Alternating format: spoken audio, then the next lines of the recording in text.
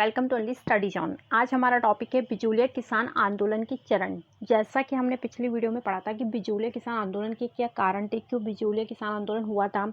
आज हम इस वीडियो में पढ़ेंगे कि बिजूलिया किसान आंदोलन कितने चरणों में विभाजित था और इसके क्या क्या चरण थे।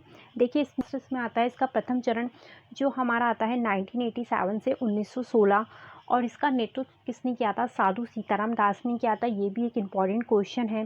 देखिए वर्ष 1897 के अंदर जो गिरधरपुर एक गांव था, साधु सीताराम दास अध्यक्षता कर रहे थे। वहाँ पर क्या हुआ था कि जो वर्तमान ठिकानेदार था उनका नाम क्या था? राव कृष्ण सिंह था। ये मतलब राव कृष्ण सिंह से जो किसान लोग थे वो बहुत ज़्यादा परेशान थे, क्योंकि वो उसने बहुत ज़्यादा कर लगा रखे थे। तो वहाँ ये डिसीजन लिया गया कि इस ठिकानेदार की महाराणा से शिकायत की जाएगी। और शिकायत करने का कार्य किसे दिया गया? देखिए दो जनों को दिया गया, ठाकरे पटेल और नानजी पटेल को। ठीक है, ये दोनों जाते हैं मेवाड़ के महाराणा के पास में राव कृष्ण सिंह की शिकायत लेकर।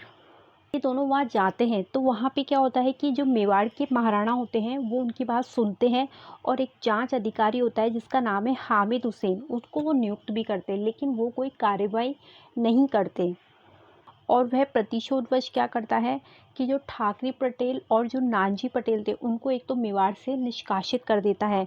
और साथ में सबसे इम्पॉर्टेंट क्वेश्चन यहाँ से बनता है, 1903 ईस्वी के अंदर चवरी कर लगता है। और चवरी कर का मतलब होता है जो लड़की की शादी हेतु 5 रुपये का नकद कर का प्रावधान दिया जाता था, उसे चवरी कर कहते हैं। इसको लगाने वाला कौन था? राव कृष्ण सिंह था।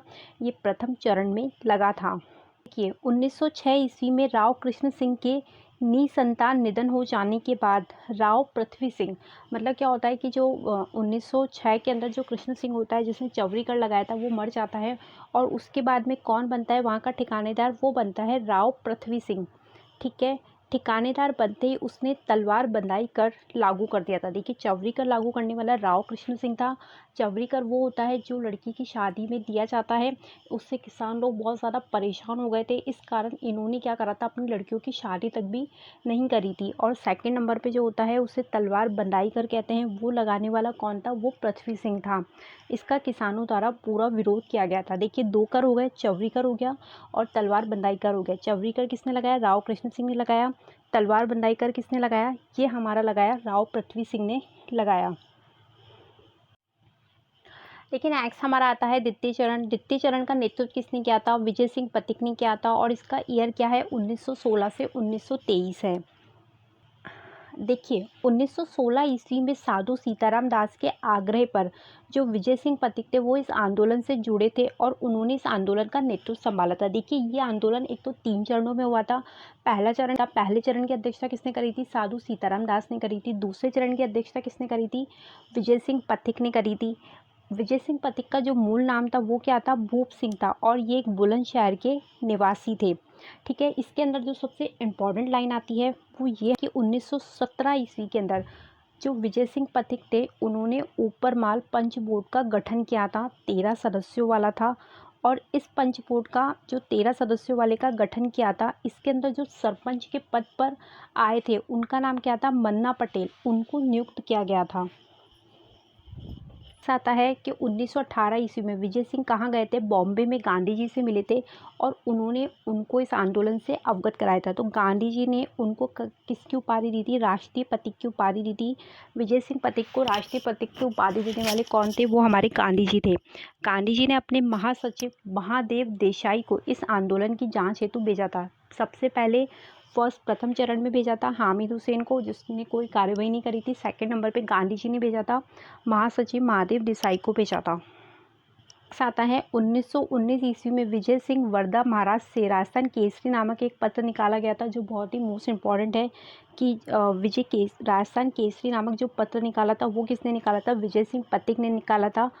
इम्पॉर्टेंट लाइन है कि राजस्थान सेवक संघ की स्थापना हुई थी 1919 ईस्वी में हुई थी।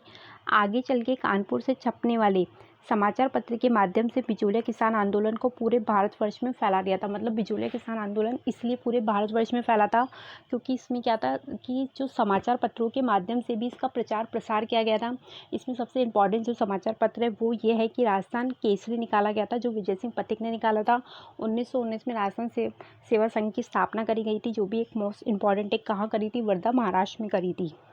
है गांधी जी द्वारा इस आंदोलन में रुचि लेने के कारण ब्रिटिश सरकार ने वर्ष 1918-19 में एक और जांच आयोग का गठन किया था, जिसका नाम था बिंदुलाल भट्टाचार्य। उनकी अध्यक्षता में एक जांच आयोग का गठन किया गया था, जिससे क्या था करों में कुछ कमी कर दी गई थी, पर ज़्यादा कमी नहीं हुई थी।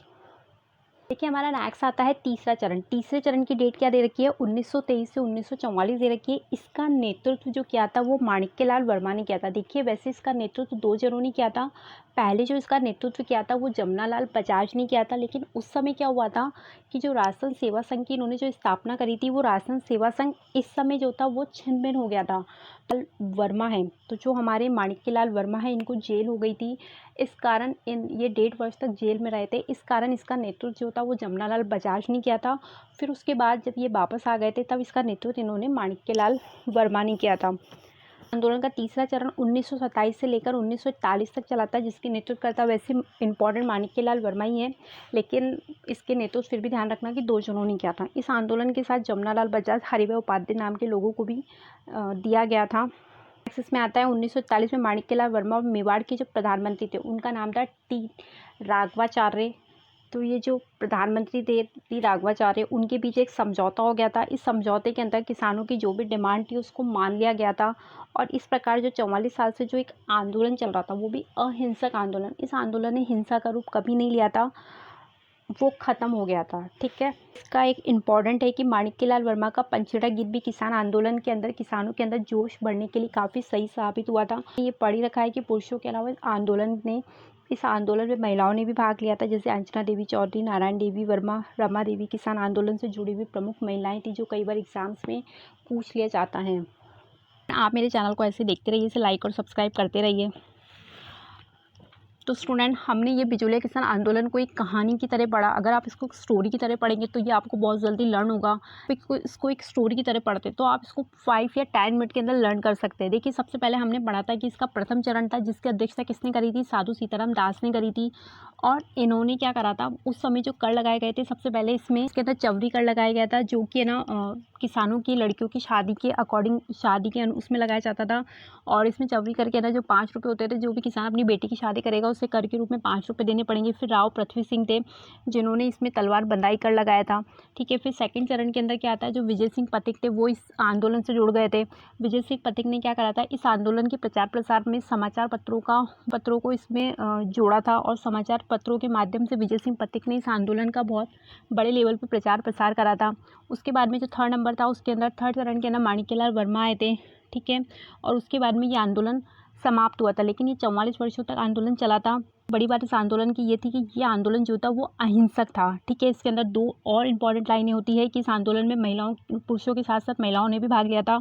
ये भी इम्पॉर्टेंट है कि इस आंदोलन के अंदर जो विजय सिंह पथिक थे उन्होंने राजस्थान केसरी समाचार पत्र निकाला था। 1919 में उन्होंने राजस्थान सेवा संघ की स्थापना करी थी। इससे रिलेटेड क्वेश्चन भी कई बार पूछे जाते हैं। ठीक है स्टूडेंट, आप मेरे चैनल को ऐसे देखते रहिए, इसे लाइक और सब्सक्राइब करते रहिए।